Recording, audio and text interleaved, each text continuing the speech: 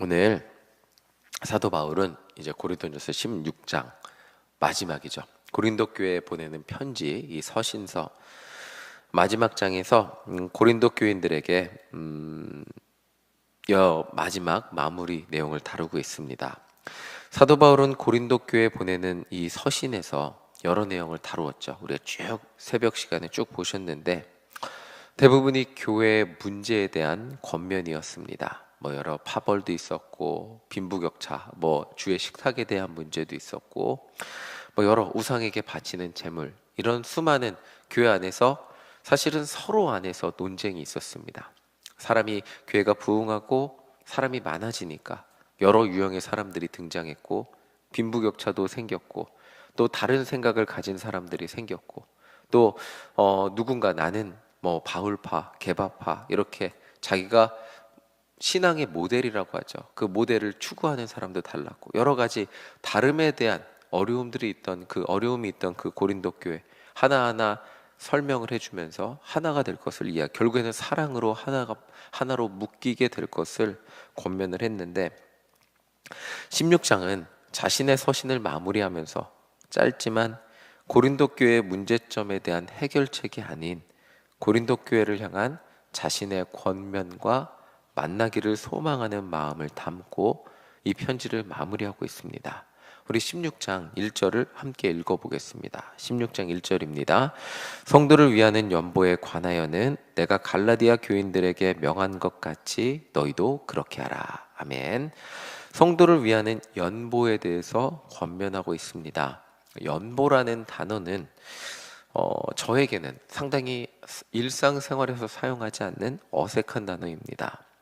거의 사용하지 않는 단어인데 그래서 국어사전을 찾아보니까 자신의 재물로 다른 사람을 도와주는 것, 이것을 연보라고 한다라고 나와 있습니다. 그러니까 오늘날로 치면 구제헌금, 우리 교회로 치면 이웃나눔 헌금, 이런 성격이 될 것 같습니다. 사도 바울은 지금 이렇게 구제헌금을 모으라고 권면하고 있습니다. 우리 2절 함께 읽어보겠습니다. 2절입니다. 매주 첫날에 너희 각 사람이 수입에 따라 모아두어서 내가 갈 때 연보를 하지 않게 하라. 아멘. 사도 바울은 이 구제헌금을 모으는 방법을 구체적으로 알려주고 있습니다. 한 번에 일시적으로 모으지 말고 매주 첫날에 헌금을 하라는 것입니다. 일회성이 아니라 정기적으로 하라고 말을 하는 거죠. 각 사람이 정기적으로 하되 수입에 따라 하라고 말하고 있습니다. 그러니까 수입에 따라 자신이 할 수 있는 만큼, 그러니까 모두가 함께 동참을 하되 부담이 안 되는 만큼, 할 수 있는 만큼, 주님이 마음을 주시는 만큼 자발적으로 하라고 권면을 하고 있습니다. 그렇게 함께 모아서 연보를 모으라고, 구제헌금을 모으라고 권면을 하고 있죠.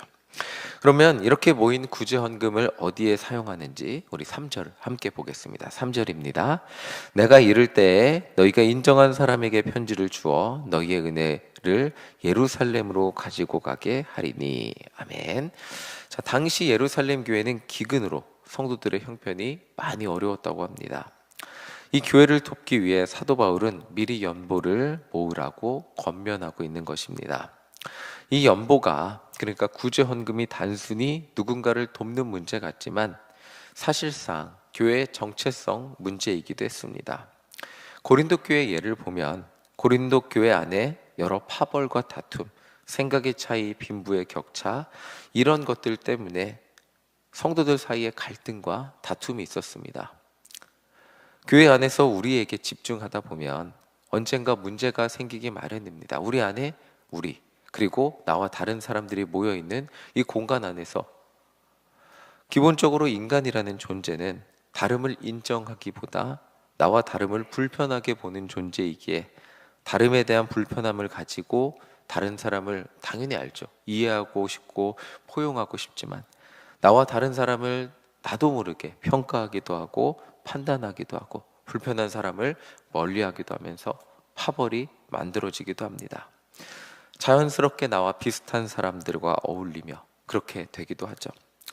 그렇다면 교회는 무엇으로 하나 되어야 하는가라는 것을 논할 때 사도 바울은 지금까지 여러 문제로 고민이 많던 고린도 교회 성도들에게 마지막으로 그 해답을 주는 것을 말하고 있습니다. 아주 작은 예이지만 예루살렘 교회를 위하여 연보, 즉 구제 헌금을 모으라는 것입니다. 형편에 따라 모으면 그것으로 여러분들 하나가 될 수 있습니다. 기근으로 어려움을 겪은 다른 교회를 위해 기도하고 자신들의 형편에 따라 모을 때 교회가 하나 되어서 다른 누군가를 돕는 아름다운 공동체가 될 수 있다는 것입니다. 그렇기에 예루살렘 교회를 돕는 구제 헌금은 단순히 구제 헌금이 아닙니다. 이 구제 헌금은 교회를 하나님의 뜻으로 하나로 묶어주는 동기이기도 했습니다. 우리가 함께 모여서 예배를 드리고 우리 고린도 교회가 우리가 무엇을 하나님의 이름으로 하나 되어 할 수 있을까? 하나 되어 예루살렘 교회를 돕는 것이었습니다. 그렇게 함께 성도들의 형편에 따라 고린도 교회라는 이름으로 구제 헌금이 모이고 전달이 되었을 때 예루살렘 교회의 성도들은 고린도 교회 성도들의 사랑을 느끼게 되고 고린도 교회는 하나님의 뜻 가운데 힘들고 어려운 교회를 돕는데 쓰임을 받게 되는 하나님의 주신 사명을 감당하는 교회가 되는 것이었습니다. 사도 바울은 여러 갈래 다양한 생각과 다양한 파벌로 나누어져 있는 고린도 교회가 하나가 되길 바랬습니다. 이 교회를 하나로 묶는 힘은 내부에 나와 다른 생각을 가진 사람을 바라보는 것이 아니라 교회가 하나 되어서 우리가 도와야 될 다른 어려운 사람, 다른 교회 이렇게 바라보며 함께 기도하고 헌금을 하고 그들을 실질적으로 함께 돕는 공동체가 되는 것이었습니다. 자, 5절부터 보면 사도 바울은 자신의 전도 기제 이 연보 얘기를 넘어가서 자신의 전도 계획을 설명해 주면서 고린도 교회 성도들을 만나기를 소망하고 있습니다. 우리 7절 함께 읽어보겠습니다. 7절입니다. 이제는 지나는 길에 너희 보기를 원하지 아니하노니 이는 만일 주께서 허락하시면 얼마 동안 너희와 함께 머물기를 바람이라. 아멘. 사도 바울은 지나는 길에 너희 보기를 원하지 않는다고 말하고 있습니다. 이 말은 단순히 지나가는 그 짧은 시간, 그 짧은 길에 며칠 머물러서 고린도 교회를 방문하는 것에 그치지 않고 긴 기간 동안 고린도 교회에 머물면서 그들과 함께 시간을 보내고 싶다는 말을 하고 있는 것입니다. 고린도 교회는 사도 바울이 2차 전도 여행 때 개척한 교회였습니다. 당연히 애착과 사랑이 있었겠죠. 자신이 개척한 교회가 성정해서 복음의 뿌리와도 같은 예루살렘 교회를 돕는 공동체로 성장하게 된다면 그만큼 기쁘고 감사한 일도 없었을 것입니다. 사도 바울은 그날을 함께할 날을 기다리면서 먼저 자신의 동역자 디모데를 보낼 테니 잘 맞이해달라고 당부하고 있습니다. 실제로 사도 바울은 이후에 고린도 교회에 몇 차례 더 방문했고 또 그 과정에서 좋은 경험도 있었고 어려운 경험도 있었다라고 전해지고 있습니다. 오늘 이 7절 본문을 보시면 사도 바울이 말하고 있는 것 거기서 자신은 여러분들을 만나고 싶은데 그 앞에 단서를 달고 있습니다. 주께서 허락하시면 이란 단서입니다. 사도 바울은 로마의 수많은 지역을 다니면서 전도했죠. 그리고 교회를 세우는 것이 그의 사명이었습니다. 그래서 한 교회와 장소에 오래 있는 것, 어느 한 장소를 다시 방문한다는 것은 이게 쉬운 일이 아니었고 또 자신이 계획을 세웠다 한들 여러 가지 하나님의 인도하심, 그 인도하심에 따라 여러 상황에 따라 바뀌게 되었다는 것을 성경을 통해 보게 됩니다. 저는 목회를 하면서 한 사람의 만남도 그렇다는 것을 정말 많은 순간 경험하게 됩니다. 우리의 인연이 영원할 것 같지만 특별히 이렇게 청년부를 하면서 영원할 것 같지만 여러 사정으로 제가 아무리 잘해줘도 교회를 떠나가기도 하고 아무리 또 며칠 안 나올 것 같지만 열심히 길게 나오는 또 일신교회 영원히 있을 것 같지만 이사를 가는 청년들도 있다는 것을 경험하게 됩니다. 정말 멀리 가면 마음이 나오고 싶어도 나오지 못하더라고요. 우리의 인연이 영원할 것 같지만 그렇지 않다는 것을 목회를 하면서 배우게 됩니다. 우리가 이 장소에서 함께 예배 드리는 것, 참 감사한 일이죠. 예.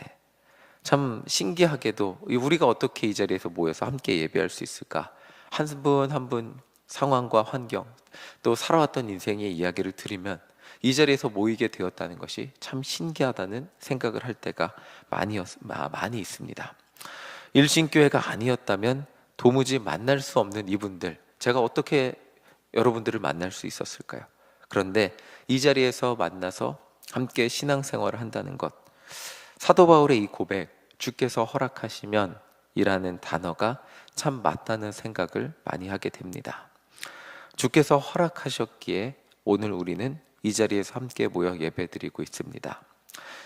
이 순간, 이 귀한 순간 함께 예배드릴 수 있음에 감사하며 고린도 교회 같이 그 안에서 서로의 다름에 집중하지 않고 서로 함께 할 수 있음에 감사하며 하나님의 뜻을 함께 이루어 나가는 일신교회 되기를 우리가 함께 기도하기를 소망합니다.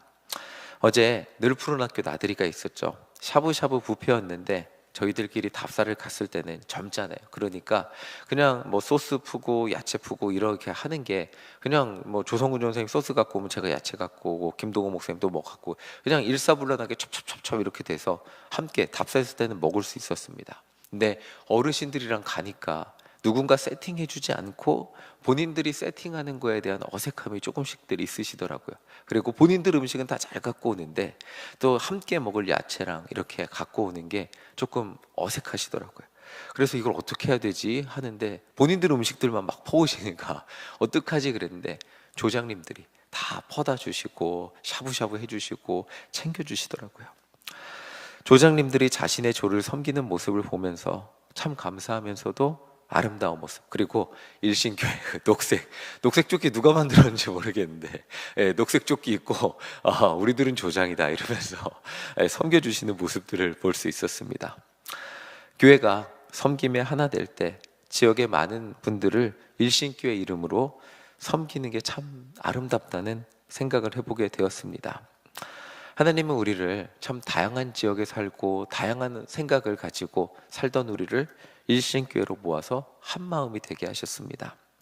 우리가 함께 이렇게 기도하는 공동체로 모이게 되었을 때, 함께 기도할 때, 또 리모델링도 한 마음이 되어서 기도하며 마음을 모을 때, 아픈 환우를 위해 또 우리가 함께 마음을 모아 기도할 때, 또 어제처럼 교회 외부의 사람들에게 우리 에너지를 맞춰서 전도를 위해 집중을 할 때, 우리 교회는 하나님의 뜻 가운데 모인 이 소중한 인연, 일신교회라는 인연이 나와 다른 사람이 집중해서 왜 저 사람은 다르지? 라고 평가하고 판단하는 것이 아니라 서로 다른 우리가 함께 모여서 전도하게 되고 기도하게 되고 구제하게 되고 봉사하게 되는 아름다운 일신교회가 될 줄 믿습니다.